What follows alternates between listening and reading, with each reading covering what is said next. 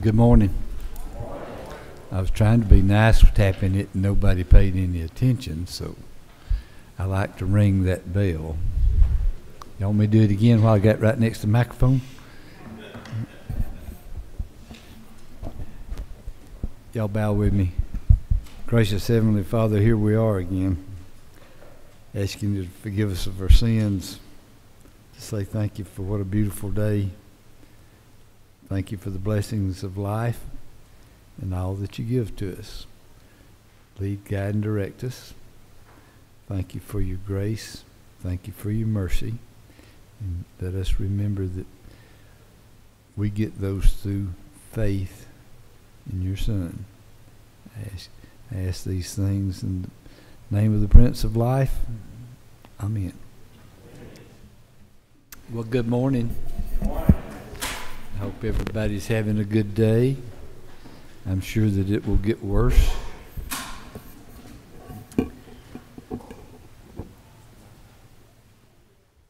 Mr. Maxwell.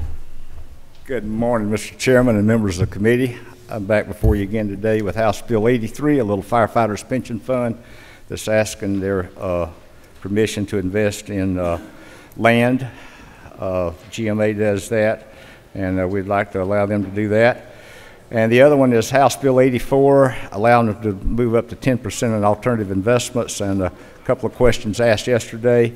I've got with the people that asked the questions on that. There's about 23 items in alternative investments that they can invest in. They're specified in code.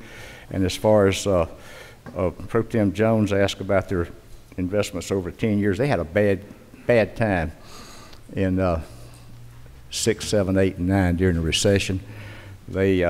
Their 10-year investments 3.9%, but that was because of the some stuff they invested in before the recession hit. But their 1 year is up 9.1, 3 years 4.8, 15 was another bad year for them. 5 years is 9.7, and a 7-year return is 9.1.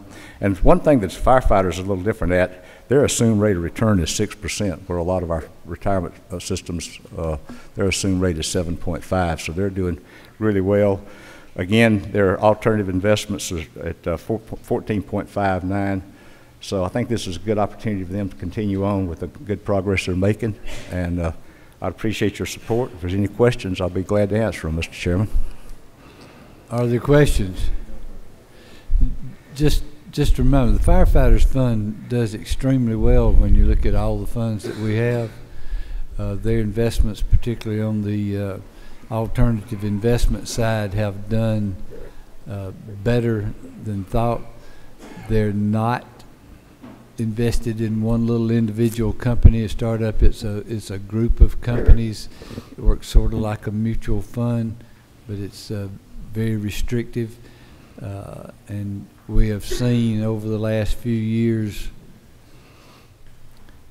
how well some of the real estate investments have done, particularly for the some of our other funds who do real estate, and we approved those investments from them several years ago. So I, for one, I sit on that committee, and I think this is an opportunity and would encourage y'all to support Mr. Maxwell. Thank you, Mr. Chairman. Thank you, members of the committee. No questions. Mr. F. Strachan.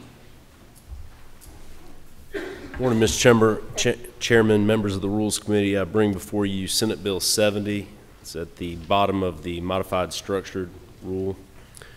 Mr. Chairman, this bill would reauthorize the Department of Community Health Board to continue to establish and assess provider payments for hospitals for a period of 3 additional years. I would ask for your favorable consideration. I'm happy to answer any questions. No questions. Thank you. Thank you. Mr. Corbett.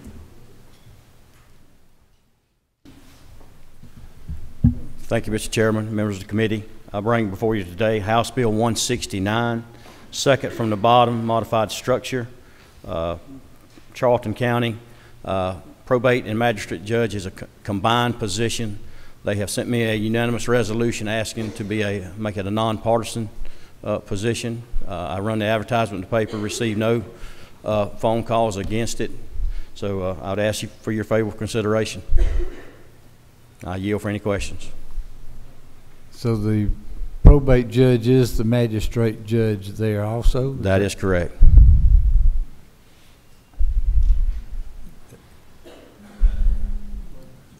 Mr. Fleming. Thank you, Mr. Chairman. Is a probate judge, magistrate judge, a Democrat or Republican now? Republican.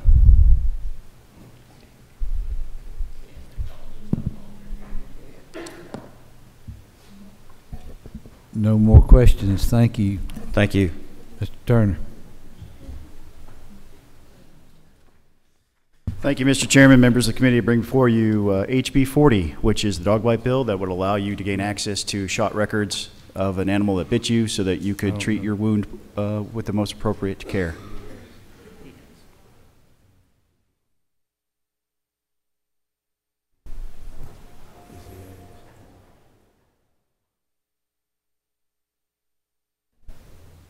No questions. Thank you. Thank you. Mr. Lumsden. Good morning, Mr. Chairman, members of the committee. I bring to you House Bill 42. It's an elections bill under modified structure, item number 3. The bill has 2 sections, addresses 2 issues relative to election. First is it provides another avenue for correction to be made when an error is made on a ballot. The second portion of the bill moves to bring the elections calendar to permit the elections at the city level, municipal level to align with the federal elections calendar. We've encountered some problems with some runoff elections, and this provides them, it's permissive, it's not required, but it does permit them to align their elections with the federal calendar, thereby saving them the cost of having to have additional elections.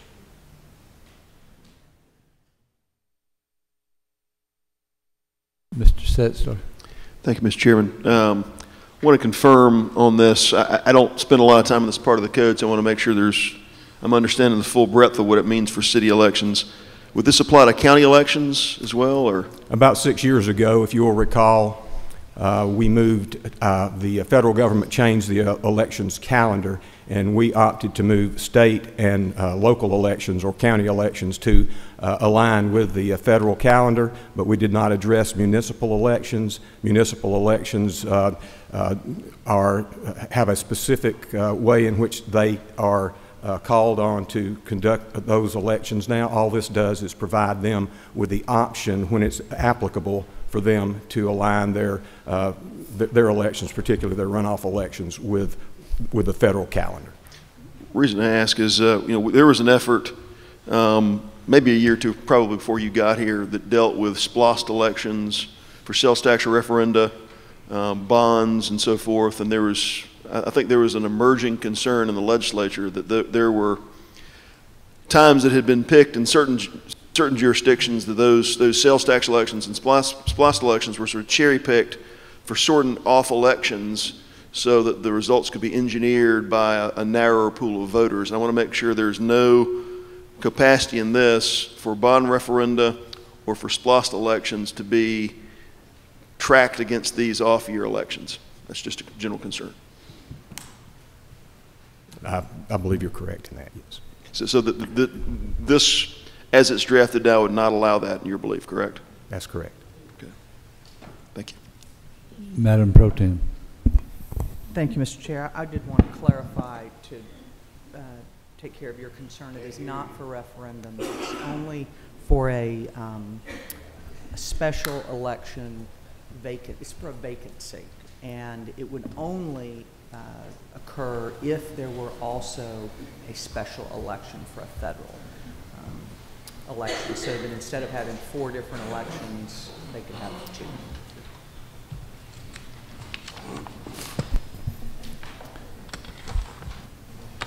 That's the bill. I'll be glad to answer any further questions. You got some more. Mr. Knight. Thank you. Thank you, Representative. Also see in the first part of the section, lines 14 through 19, also on 21, regarding the superintendent, making corrections. Just briefly, I mean, what are we solving here, or an example of why that's necessary? Under current law, if a simple typographical clerical error is made on the ballot, in order for that to be corrected, a member of the public has to sue the election superintendent, and a court order has to be issued in order for that to come about. Then that has to go to the Secretary of State's office in order for that correction to be processed. All this does is provide the election superintendent, upon realizing that there is an error, provides them with the opportunity to be able to initiate that directly with the Secretary of State's office, who has an internal process for doing that. I've checked with the Secretary of State's office on this. Their legal counsel has looked at it, and they believe that it makes sense. Thank you.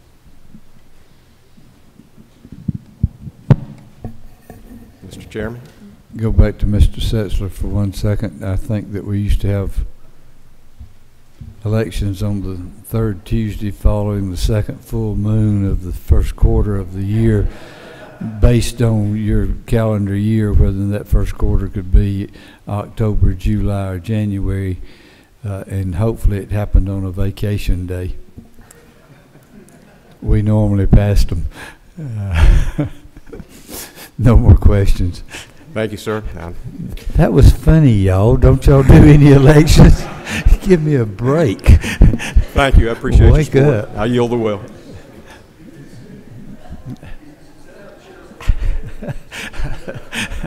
Duh.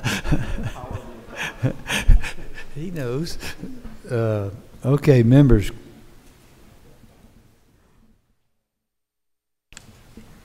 I'm not recognizing him.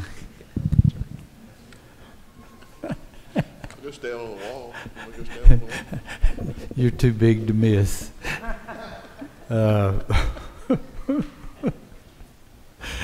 Let's see here. Mr. Williamson, you got a bill? You want to tell us about it? Don't be sleeping on the job. Yes, sir.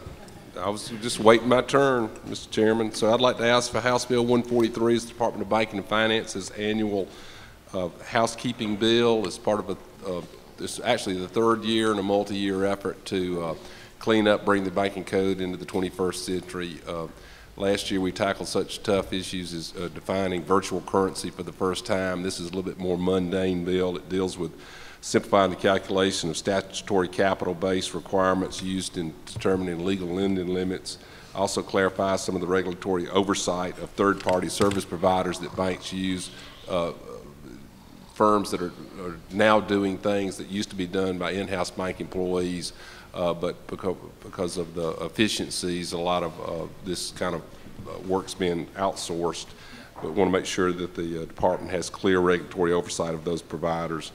There's several, also it's going to address the fact that Georgia would get back into the ability, State Department of Banking and Finance, to authorize the charter of trust institutions in Georgia and clarify some of the language to that regard. There's several other moving parts. Be happy to answer any of the questions the committee might have. That was a pretty simple bill till you started.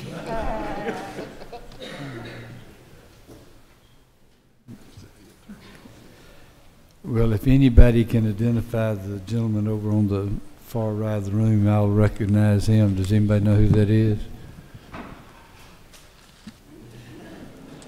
I'm asking a serious question. Does anybody know who this fellow is? Nobody knows you, so therefore you must not be on the committee.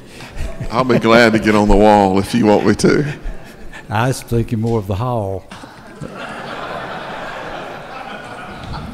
Thank you, Mr. Chairman. Go ahead. I would like to ask for House Bill 154 under modified structured.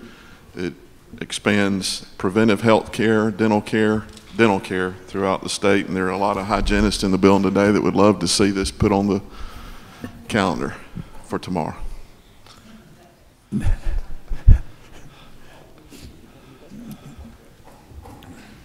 Thank you. Anybody else?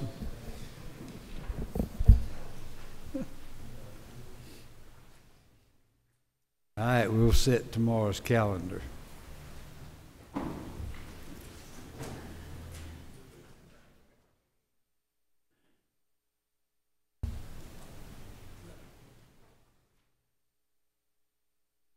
Does anybody want to do 70?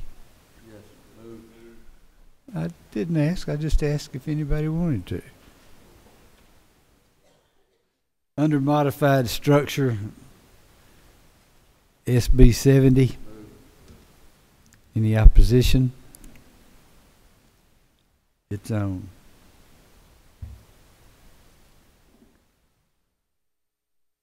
Tomorrow's Friday, y'all. We don't need to get carried away. Under modified open, HB 83. Any opposition? Under modified open, HB 84.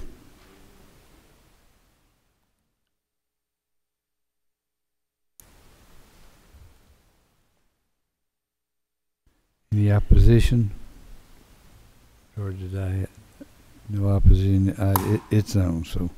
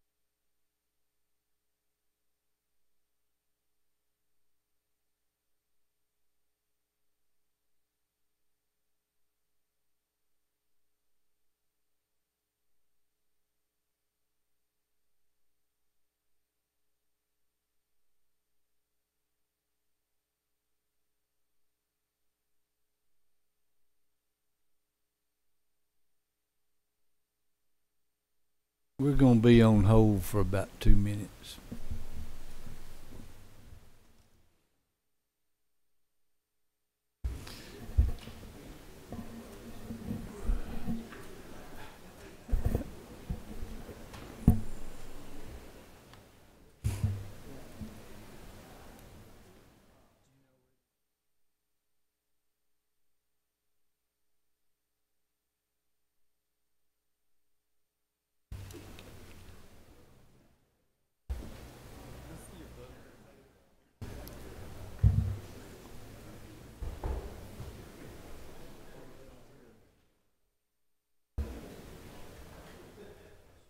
We don't quite know what we're doing right.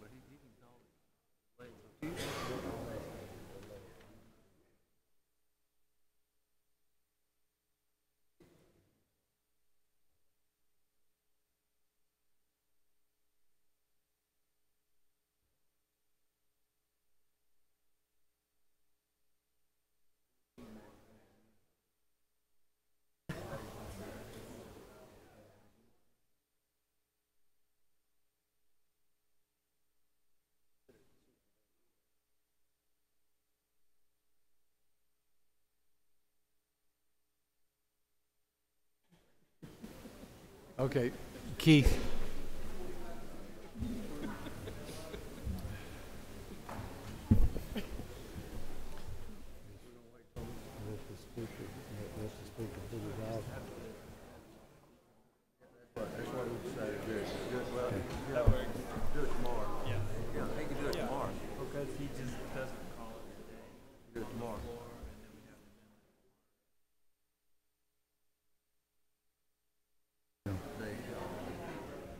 All right. Okay, we're ready. Can I ring it loud? Y'all ready? I'm gonna ring the bell.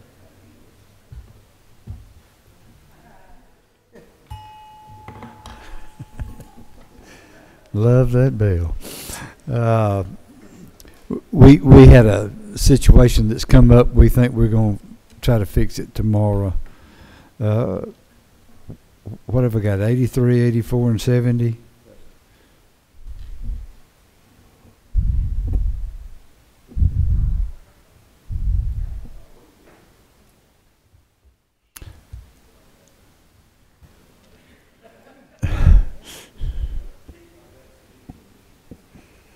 Under modified structure,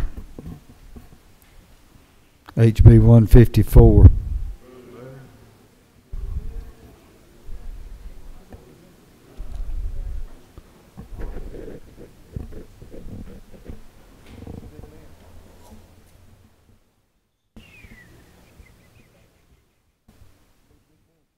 All those in favor signify by raising your hands.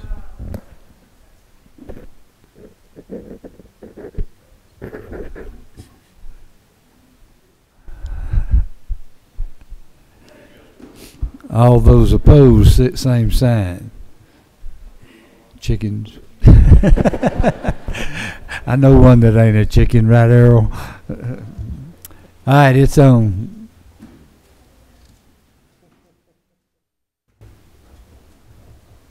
And that's it. You have the language?